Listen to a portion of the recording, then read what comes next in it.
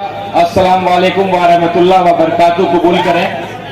और सबसे पहले मैं ढाका की जितनी मेरी माताएं और बहनें बैठी हैं मैं उनको प्रणाम करना चाहता हूं, धन्यवाद देना चाहता हूं। तमाम मेरे गार्जियन अभिभावक यहाँ उपस्थित हैं सुबह 10 बजे से, तो मैं आपको तहे दिल से शुक्रिया अदा करता हूं। एक बार चाहता हूं कि एक बार आप अपने लिए ताली बजाएं। ये इंतजार हम लोग पिछले 1 साल से कर रहे थे। हम लोग के शेर, हम लोग के लिए गर्व का विषय, हमारे पार्टी, हमारे देश के लिए एक मिसाल कायम करने वाले ऐसे हमारे सदर बैरिस्टर असदुद्दीन ओवैसी साहब का आगमन हुआ, जिसकी प्रतीक्षा हम लोग पिछले 1 साल से कर रहे थे। आज ये मुकम्मल हुआ। इस सब के लिए आप सब लोग इस आज के दिन के लिए बधाई। और एक क्रांतिकारी दिन, एक ऐतिहासिक दिन। हर पार्टी के लोग, हर इलाके के लोग, बड़े बड़े नेताओं, चूंकि चुनाव भी सर पे है, ये चर्चा का विषय बना हुआ है कि ढाका में जो जलसा होने वाला है इसके बाद क्या होगा, इसके अगल बगल जो विधानसभा है उसका समीकरण क्या बनने जा रहा है, इसकी चर्चा हर चौक चौराहे पे हो रही है। एक मैं आपसे आग्रह करना चाहता हूं, कुछ साल पहले आपके एक सांसद थी जिन्होंने कहा था कि ढाका मिनी पाकिस्तान, आप सबको याद होगा। तो मैं ये चाहता हूं कि वो सांसद या उन सांसद के जो लोग हैं उन तक ये आवाज जाए, जितना एक एक हिंदू यहाँ का हिंदुस्तानी है, इस देश भक्ति का जो है एक मुजाहरा हम लोग पेश करें। मैं हिंदुस्तान कहूंगा, आप जिंदाबाद करेंगे। कोई भारत माता की जय कहता है, कोई हिंदुस्तान जिंदाबाद करता है, कोई अपने अंदाज से अपने देशभक्ति को अपने सामने पेश करता है। सबका अंदाज अलग है, लेकिन देशभक्ति वही है। तो मैं एक बार ढाका के आवाम से आग्रह करता हूं कि मैं हिंदुस्तान कहूंगा, आप जिंदाबाद करेंगे। और ये गिनती जो है हम लोग गिनने का प्रयास करेंगे, कितने लोग हम लोग उपस्थित हैं। आप लोग तैयार हैं? उस सांसद को जवाब देने के लिए तैयार है जिसने कहा था कि ढाका मिनी पाकिस्तान है। हिंदुस्तान, हिंदुस्तान, हिंदुस्तान। हमारे अपने भी मसले हैं। आज हम तिरंगा लेकर के आए हैं, 2 दिन पहले हम काला झंडा लेकर के आए थे। वक्फ बोर्ड को लेकर के जो बात, जो संविधान का उल्लंघन करते हुए फ्रीडम ऑफ रिलीजन और राइट ऑफ इक्वालिटी, जिसकी बात हमारे सदर कहते हैं, जो बैरिस्टर भी हैं, मुझे लगता है जितना अध्ययन वक्फ बोर्ड करके लेकर के किया है हमारे बैरिस्टर साहब ने, उतना किसी ने ही नहीं किया। तो काला झंडा भी हम दिखाएंगे। और जब वक्त आएगा, जब हमारे दुश्मन ये चाहेंगे कि कश्मीर में धर्म के आधार पर हमारे भाइयों को मारेंगे और मार करके पूरे भारत में हिंदू मुसलमान की लड़ाई करा करके, क्योंकि पाकिस्तान के पास ऐसा कोई ताकत नहीं है कि वो हिंदुस्तान का मुकाबला कर सके।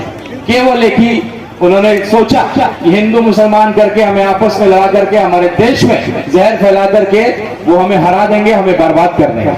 लेकिन हमारे सदर असदुद्दीन ओवैसी साहब जैसे नेता, हिंदू समाज के भी कई नेता, उन्होंने आकर के पहल किया और फिर से ये साबित किया कि एक एक मुसलमान इस देश का उतना ही भक्त है। पुराना इतिहास है, इंडिया गेट पे आपका नाम दर्ज है। आपकी जनसंख्या तब भी कम थी, लेकिन जितना जनसंख्या आपके इंडिया गेट पे लिखा हुआ है, आपके शहीदों का नाम लिखा हुआ, दोबारा नौबत आएगा तो ढाका नहीं पूरे देश का एक एक मुसलमान सीने पे गोली खाने के लिए तैयार है। तो आज जब देश की बात आएगी, बाहरी से लड़ने की बात आएगी, आतंकवाद से लड़ने की बात आएगी, तो हमारा पूरा देश याद रखेगा, एक रहेगा और मुकाबला करेगा। ये जो कार्यक्रम का नाम हम लोगों ने रखा, जिसका नाम हम लोगों ने रखा आतंकवाद के खिलाफ ओवैसी साहब का जिहाद। जिहाद शब्द एक उर्दू का बड़ा खूबसूरत शब्द है, जिसको हम अक्सर लोग गलत तरीके से इंटरप्रेट करते हैं।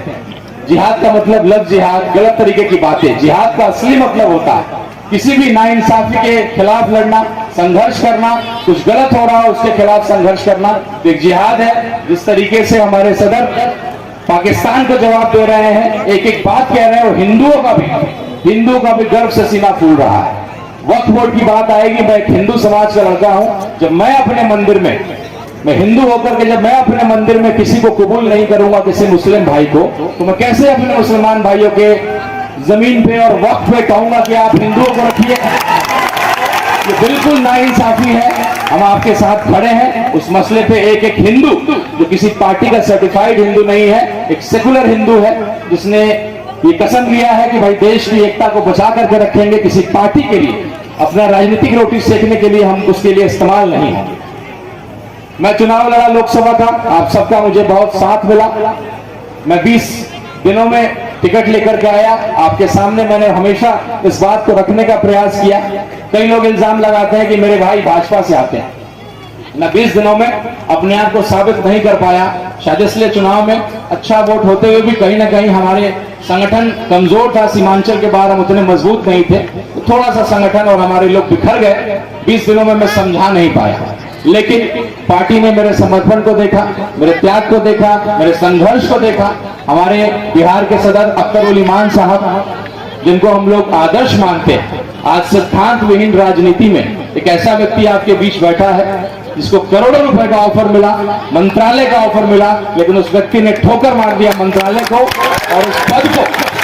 तो आज के सिद्धांत विहीन और भी बिहार के जो पलटू राम और ऐसे लोगों के लिए जाना जाता है, उस जगह से एक ऐसा विधायक, एक ऐसा वफादार व्यक्ति जिसके नाम के पीछे भी ईमान है और ईमान का पक्का है, तो ऐसे व्यक्ति के अंदर काम करना मेरे लिए गर्व का विषय है। कई लोग उससे सवाल करते हैं कि भाई आप क्या कर रहे हैं, आप तो सियासी परिवार से आते हैं, सीताराम बाबू आप सब लोगों से जुड़े रहे, लंबे टाइम तक आपके मंत्री रहे, सांसद रहे, तो कई लोग उससे सवाल करते हैं कि आप बेवकूफी कर रहे हैं, आप क्या कर रहे हैं। तो मैं उनको यही जवाब देता हूं कि आप वक्त का इंतजार करिए। मैं सियासी परिवार से आता हूं, मैंने इस पार्टी की ताकत को देखा है।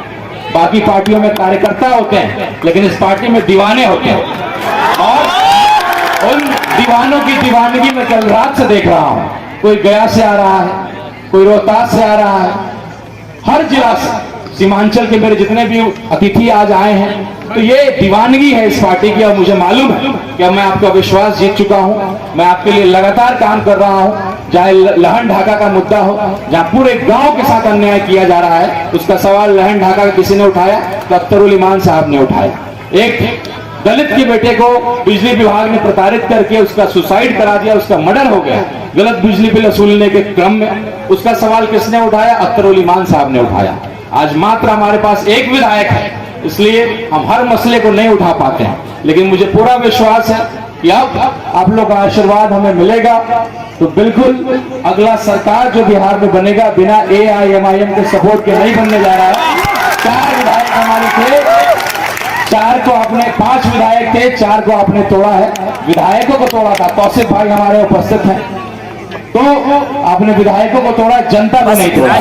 छोटी बड़ी खबरों के लिए आप MH न्यूज चैनल को सब्सक्राइब करें, लाइक करें, शेयर करें। अगर आप इस न्यूज को फेसबुक के माध्यम से देखना चाहते हैं तो आप हमारे पेज को लाइक जरूर करें, और अच्छा लगे तो हमें कमेंट का सुझाव जरूर दें, हम आपके सुझाव का भी स्वागत करेंगे। धन्यवाद।